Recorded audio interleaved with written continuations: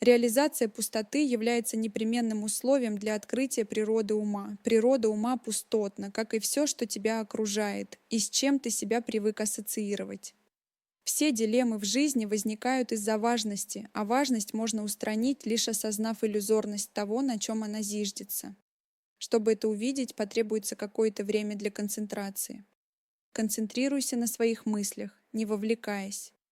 Через некоторое время, а может быть и сразу, ты увидишь, что их корень — пустота. Корнем всего, что ты видишь, является пустота, в которой все растворяется и из которой все рождается. Но это не та пустота, в которой ничего нет. Это квинтэссенция, великое ничто. Здесь нет дуальностей, окрасов, значений, качеств. Здесь заложен импульс проявить, и все изначально чистое, пустое. Все, что ты видишь, слышишь, чувствуешь, ощущаешь, думаешь, имеет пустотную природу. Зри в корень.